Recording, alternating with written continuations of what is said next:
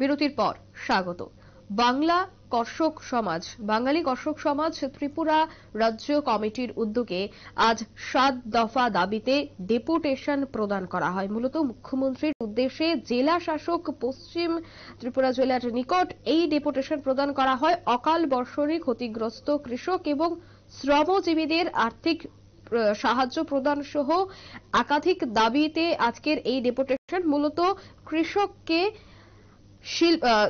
কৃষিকে শিল্পের মর্যাদা দিতে হবে, মূলত এই দাবির উপর ভিত্তি করেই আজকের এই ডেপুটেশন বলে জানাচ্ছেন বাঙালি কর্ষক সমাজের কার্যকর্তারা। তারা কি বলছেন শুনুন।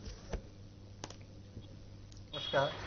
অতি সম্প্রতি যে প্রাকৃতিক দুর্যোগ হয়ে গেছে ত্রিপুরা রাজ্যে, এতে তো কৃষক এবং যে আমাদের শ্রমজীবী বাইরে প্রচন্ড ক্ষতির সম্মুখীন হয়েছে।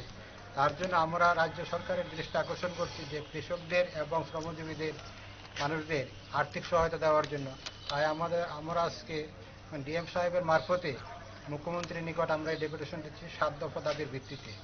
আমাদের দাবিগুলো হচ্ছে অবিলম্বে ক্ষতিগ্রস্ত প্রতিটি কর্ষক ও শ্রমজীবী পরিবারকে রাজ্য সরকারের পক্ষ থেকে আর্থিক অনুদান দিতে হবে।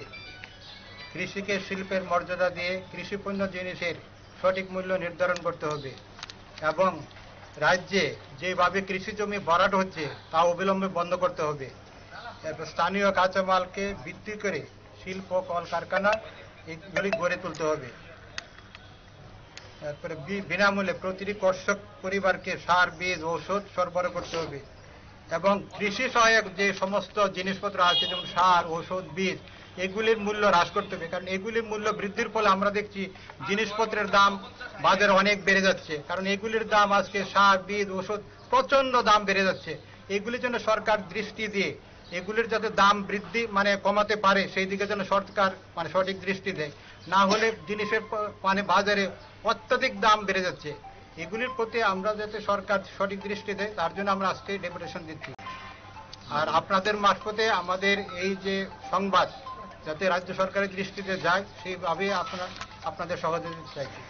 নমস্কার, আমার নাম দুলাল ঘোষ। বাঙালি কর্ষক সমাজের পক্ষে আমি ডেপুটেশন দিচ্ছি। বাঙালি কর্ষক সমাজ সদস্যের বক্তব্য আপনারা শুনলেন। মূলত বাঙালি কর্ষক সমাজ ত্রিপুরা রাজ্য কমিটির উদ্যোগে এই ডেপুটেশনে তাদের দাবিগুলি ছিল যে অবিলম্বে ক্ষতিগ্রস্ত প্রতিটি কৃষি এবং শ্রমজীবী পরিবারকে উপযুক্ত আর্থিক ক্ষতিপূরণ দিতে হবে। কৃষককে শিল্পের মর্যাদা দিয়ে কৃষি পণ্যে উপযুক্ত মূল্য নির্ধারণ করতে হবে। বাঁশ ও রাবারের মতো সমস্ত স্থানীয় কাঁচামাল রপ্তানি বন্ধ করে কৃষি ভিত্তিক এবং কৃষি সহায়ক শিল্প স্থাপনের মাধ্যমে রাজ্যের বেকার সমস্যা সমাধানের ব্যবস্থা করতে হবে।